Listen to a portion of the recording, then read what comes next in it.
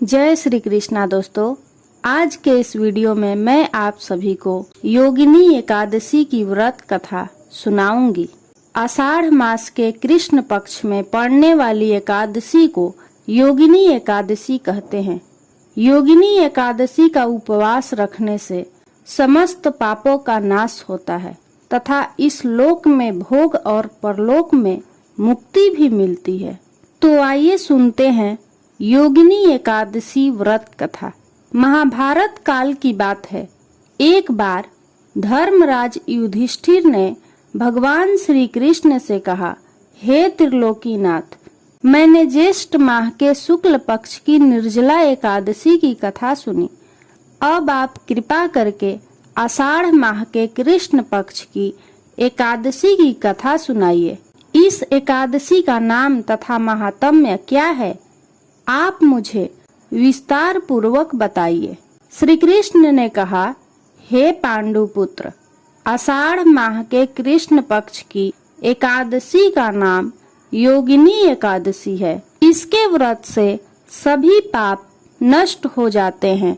यह व्रत इस लोक में भोग तथा परलोक में मुक्ति देने वाला है। हे राजन, यह एकादशी तीनों लोकों में प्रसिद्ध है। इसके व्रत से सभी पाप नष्ट हो जाते हैं। तुम्हें मैं पुराण में कही हुई कथा सुनाता हूँ, ध्यान पूर्वक सुनो। कुबेर नाम का एक राजा अलकापुरी नाम की नगरी में राज्य करता था। वह शिव भक्त था। हेममाली नामक एक यक्ष उनका सेवक था जो पूजा के लिए फूल लाया करता था। हेममाली की विशालाक्षी नाम की अति सुंदर स्त्री थी।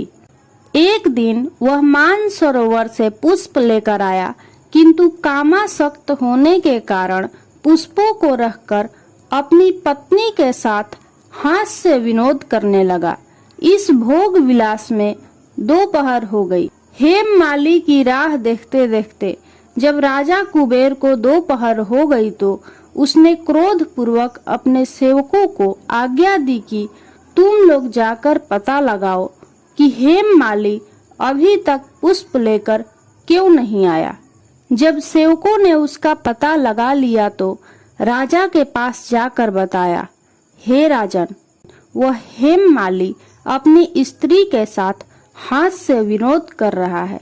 इस बात को सुन राजा कुबेर ने हेममाली को बुलाने की आज्ञा दी। डर से कांपता हुआ हेममाली राजा के सामने उपस्थित हुआ। उसे देखकर कुबेर को अत्यंत क्रोध आया।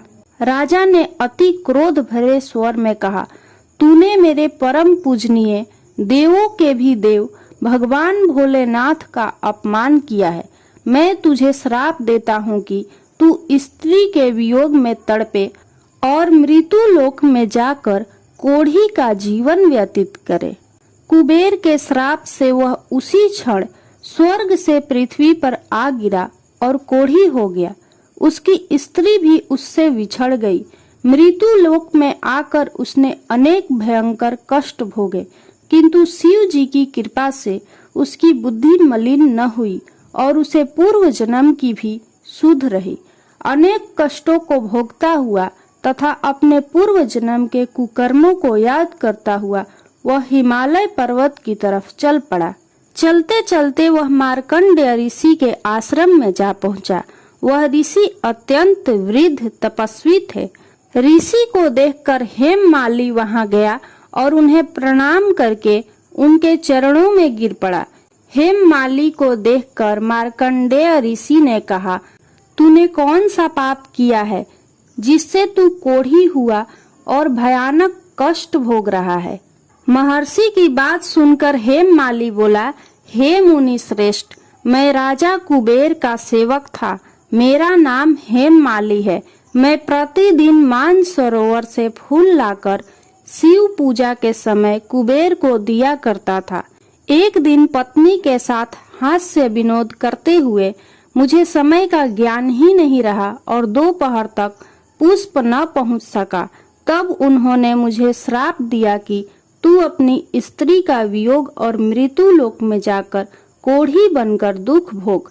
इस कारण मैं कोढ़ी हो गया हूँ तथा पृथ्वी पर आकर भयंकर कष्ट भोग रहा हूँ। अतः कृपा करके आप कोई ऐसा उपाय बताइए जिससे मुझे मुक्ति मिल जाए।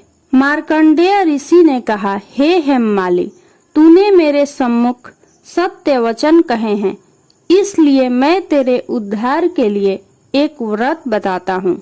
यदि तू आषाढ़ माह के कृष्ण पक्ष की योगिनी नामक एकादशी का विधान पूर्वक व्रत करेगा तो तेरे सभी पाप नष्ट हो जाएंगे।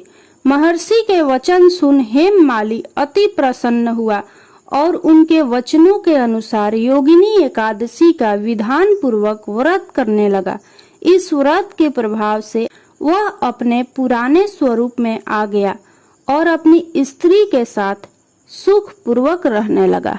भगवान श्री कृष्ण ने कहा, हे राजन, इस योगिनी एकादशी की कथा का फल 88,000 ब्राह्मणों को भोजन कराने के बराबर है।